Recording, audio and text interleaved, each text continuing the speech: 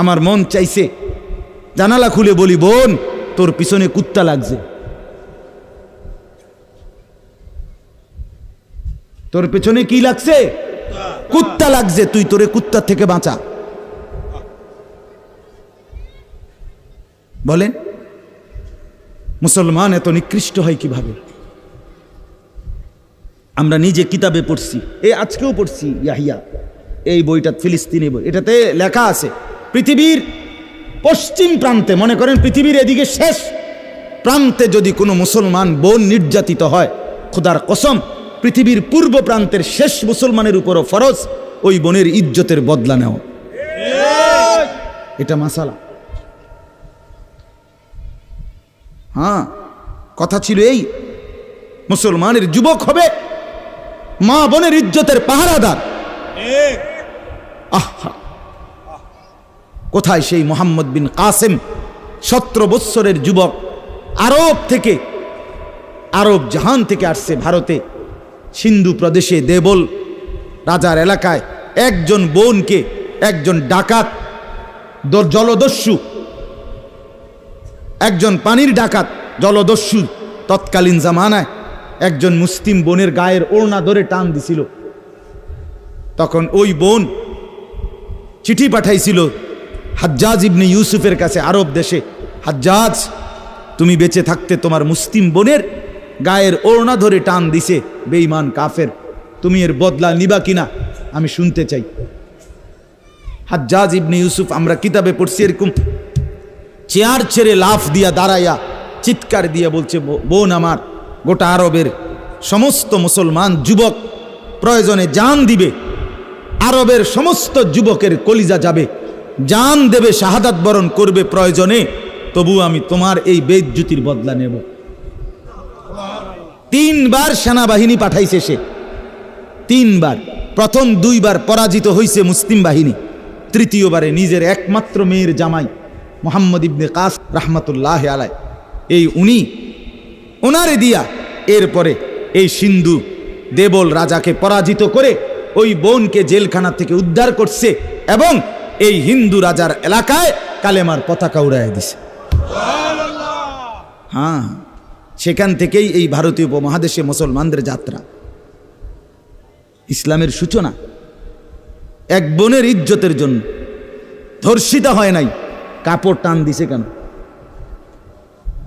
খলিফা মুতাসিম বিল্লাহ, এক ইহুদি, খলিফা মুতাসিম বিল্লাহ, মুসলমানদের একজন খলিফার নাম উমাইয়া খলিফা, ওনার আমলে একজন মহিলা ইহুদিদের এলাকায় গেছিল, বাজারে পর্দানসীন বোরখাওয়ালা নারী, ওই ইহুদি, দুষ্ট এক ইহুদি ওই মহিলার পিছন দিক দিয়া, বোরকার পিছনে কৌশলে পিছন দিক দিয়া গোপনে এমন এক রশি টান দিস বাঁধছে, রশি বাঁধ দেওয়ার কারণে মহিলা যখন সামনের দিকে আগাইছে তখন এই রশির টান লাগাতে মহিলার বোরকা উঠে গেছে উপরের দিকে সামান্য, উনি পড়ে গেছে। এই মহিলা ওই বাজারে চিৎকার দিয়া বলছে, ওয়া মুতাসিমা, হায় মুতাসিম তুমি কই, তোমার মুসলিম বোনকে বেইজ্জতি করছে। সাথে সাথে খলিফা মুতাসিম বিল্লাহ পুরা বাহিনী নিয়ে আইসা ওই ইহুদি অঞ্চল পুরা জ্বালায় ফেলছে। কথা ছিল এই, বা কথা ছিল এই, রক্ত আর আমাদের গায়রত আর আমাদের হারিয়ে ফেলেছি। পরের মেয়ে দেখতে দেখতে, পরের নারী দেখতে দেখতে, টেলিভিশন দেখতে দেখতে, নিজের বিবি বাচ্চারও লাগাই দিছেন, নিজের ঘরে টেলিভিশন চাইতো, নিজেও বইয়া বইয়া সাদো আনে বেড়ি চান, টেলিভিশন চান, ফুতেও সারা রাত সারা দিন সমবয়সী ফুলানের লগে হাইটটা মোবাইলে ছবি চায়, তো সমাজ গড়বে কে? পরিবার নিরাপদ থাকবে কেমনে? কথা বলেন না কেন? বুড়ারাও সাদো আনে, বেড়ি তো ঘরের টেলিভিশনে, ফুলাফাইনে মোবাইলের আড্ডায়, তো মানুষ চরিত্রবান হবে কিভাবে? কমপক্ষে মুরব্বিগত লজ্জাবোধ থাকা উচিত। আমার এটা মাথাতে ধরে না, মানে দাড়িওয়ালা 60 বছরের বুড়া বেড়া কেমনে বেড়ি চায় সাদো আনে বই? আমার একারে বহুদিন ভাই, আমি এটা অনেকদিন চিন্তা করে চাইছি, মানে এটার কারণটা কি? আরে এরকম বুড়া বেড়া কিনলে বেড়ি চাইবে, আমনের কি জীবনটা আজ এতটা বছর পরেও এখনো আমনের আখেরাতের কথা মনে পড়ে নাই? আরে কি ডাকাইতো আমনে মরতেন না? আয় হায় হায় আল্লাহ, একটা সমাজের মধ্যে কিছু মানুষ তো থাকা উচিত। আরে বলেন না, 2, 4, 10, 50 জন মানুষ তো একটা সমাজে থাকা উচিত, যারা সবাইকে চরিত্রের কথা, আখলাকের কথা, নামাজের কথা, আল্লাহর কথা, পরকালের কথা বলবে। এটা কি উচিত না? কথা বলেন, উচিত না? কিছু মানুষ উচিত না। কই মানুষগুলো কই? বলেন না চাচা, ওই মানুষগুলো কই? চেয়ারম্যান ভাই বলেন, কই মানুষগুলো কই? আচ্ছা চেয়ারম্যান আপনি কোন ভাই? আমি তো এতক্ষণ খেয়াল করি নাই। আরিফ ভাই আমাদেরও খুব কলিজার টুকরা, মহব্বতের আমার।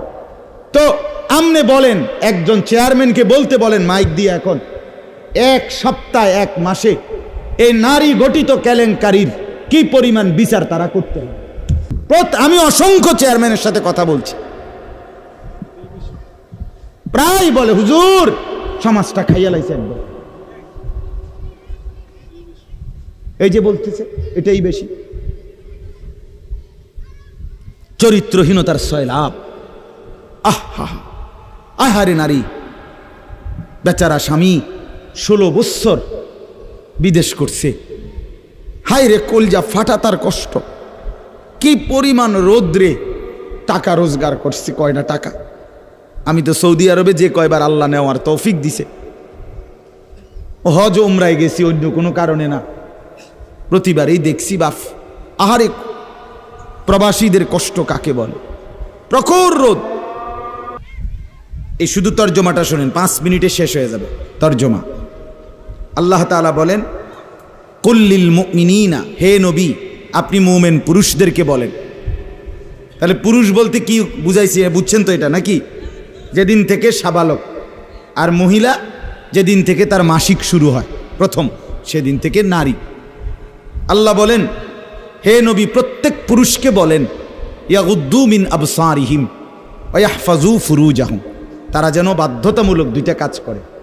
1, ইয়াগুদ্দু মিন আবসারিহিম, তারা যেন তাদের চোখ নিচের দিকে নামায় ভিন নারী থেকে, নাজায়েজ দৃশ্য থেকে, যে জিনিস দেখার অনুমতি নাই, যেই ছবি দেখার অনুমতি নাই, যেই নারীকে দেখার অনুমতি নাই, তার থেকে যেন তারা চোখ নামায়। ওয়া ইয়াহফাজু ফুরুজাহুম, এবং প্রত্যেকটা মুমিন যেন নিজের লজ্জাস্থানকে হেফাজত করে। নিজের লজ্জাস্থান হালালভাবে অনুমোদিত ছাড়া, স্বামী স্ত্রীর পবিত্রতা ছাড়া অন্য কোনো ক্ষেত্রে নিজের লজ্জাস্থানকে হারামভাবে যেন ব্যবহার না করে।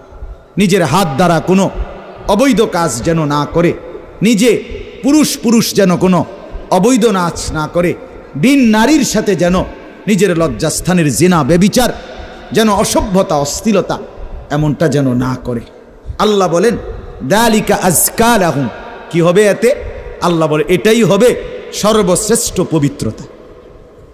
এটাই কি বলেন না? সর্বশ্রেষ্ঠ পবিত্রতা।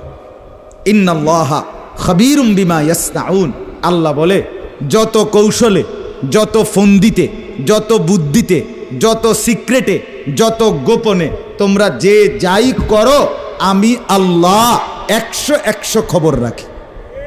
আমার কাছে গোপন কিছু গোপন নাই। অন্তরের হালাত, বাহিরের হালাত, কক্সবাজারের দৃশ্য আর বাড়ির দৃশ্য, রাত গভীরের দৃশ্য, দিনের আলোর দৃশ্য, গোপন জায়গায়, হোটেলে, রেস্তোরাঁয়, অথবা পার্কে, বিনোদন কেন্দ্রে, অথবা মোটরসাইকেলে আরেক বেটার মেয়ে আরেক দিকে নিলাগা, যাই নাও, যেখানেই নাও, যত গোপন জায়গায়, মা দেখে নাই, বাবা দেখে নাই, গ্রামবাসী শুনে নাই, কেউ জানে নাই, কিন্তু আল্লাহ বলে বান্দা আমার খবর আছে, আমার থেকে আড়াল করতে পারবে না। অতএব চোখের হেফাজত, চোখের হেফাজত। বুড়া মানুষ আপনাদেরকে মৃত্যু পর্যন্ত, 90 বছরের বুড়া, আমার বুড়া হয়ে গেছি, বয়স হয়ে গেছে না, মানুষের শরীর আড্ডি মাড্ডি বয়স হয়। শাহওয়াত যেটাকে বলে, কামনা বাসনা, এটা কখনোই বুড়ো হয় না, বুড়ো হয় না। হ্যাঁ সোজা কথা, আমি খোলামেলা বললাম, শাহওয়াত কি হয় না? বুড়ো হয় না। এজন্য বালেগ থেকে বৃদ্ধ পর্যন্ত সবাই এই হুকুম। 2 নাম্বার আল্লাহ বলেন 31 নম্বর আয়াত, অকুল্লিল মুমিনাতি ইয়াগদুদনা মিন আবসারিহিন্না ওয়াহফাজনা ফুরুজাহুন্না, হে নবী আলাদাভাবে আপনি মুমিন মহিলাদেরকেও বলেন, নারীদেরকেও বলেন, তারাও যেন এই দুইটা কাজ করে। কি? চোখ নামিয়ে রাখে, চোখ নামিয়ে রাখে। কোনো নারী যেন রাস্তার পুরুষ, ভিন পুরুষ যাদেরকে দেখার অনুমতি নাই, এই যে দেবর, এই যে ভাসুর, চাচাতো ভাই, মামাতো ভাই, ফুফাতো ভাই, খালাতো ভাই, দুলা ভাই, এরকম মানুষগুলো যাদেরকে দেখার অনুমতি নাই, রাস্তার পুরুষ যাদেরকে দেখার চোখ ফেলার অনুমতি নাই, তাদের থেকে যেন চোখ নামিয়ে রাখে। ওয়াহফাজনা ফুরুজাহুন্না, আল্লাহ বলে প্রত্যেক নারীকে বলেন, হে নবী তারাও যেন তাদের লজ্জাস্থানের হেফাজত করে। এক নারীর সতীত্ব, তার ইজ্জত, তার সম্ভ্রম, এটাই তার জীবনের সবচেয়ে বড় সম্পদ। যে নারী সতীত্ব হারা, যে মেয়ে ইজ্জত হারা, তার জীবনে আর 2 পয়সার কোনো মূল্য নাই।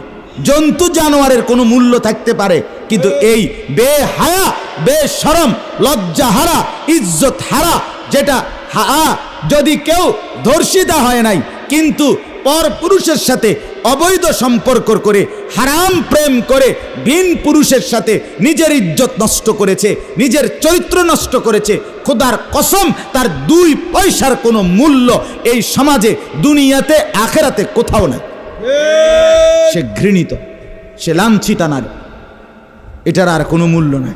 এই জন্য বিবাহ বহির্ভূত প্রেম করার পরে, বিবাহ করার পর এই বিবাহ আর টেকে না। আমার কাছে বলছি, হুজুর কি গভীর সম্পর্ক ছিল, এখন বিয়ে করলাম, 8 মাস না যাইতেই সংসারটা জাহান্নামের টুকরা হয়ে গেছে। আমি বললাম মূল কারণ হইল বিয়ার আগে আমনো হেবুডির কোনো দোষ ধরেন নাই, হেবুডিও আমনের কোনো দোষ ধরেন নাই, শুধুই কেবল ভালোই বাসছেন, কিচ্ছু আর কোনো ত্রুটি দেখেন নাই। তুমি না খুব ভালো, ও না এত ভালো, এটি তো ছিল আগে, যে সময় আপনি বালা বালা খাওয়াইছেন, চটপুটি, নুডলস, তারপরে বিভিন্ন বার্গার, এই সময় তো আরামে কথা কইছে। এখন যখন বিবাহ হয়ে গেছে, সংসার শুরু হয়েছে, এখন চিনির মধ্যেও দোষ, নুনও আগের মতো কড়া লাগে না, চিনিও আগের মতো মিঠা লাগে না। কথা বুঝেন না? এখন ভালোবাসা ঠুস, ভালোবাসা কি? এজন্য আল্লাহ বলেন, নারীকে বলেন নজর নামাইতে এবং নিজের লজ্জাস্থান হেফাজত করতে, বাকিটা অন্য কোনো দিন। আল্লাহ তাআলা আমাদের প্রত্যেক পুরুষ, নারী, যুবক, যুবতী, জওয়ান, বুড়ো প্রত্যেককে নিজের চরিত্রের সৌন্দর্যের জন্য চোখ দৃষ্টি নামানো এবং লজ্জাস্থান হেফাজত রাখবার তৌফিক দান করেন। আল্লাহ তাআলা কবুল করেন।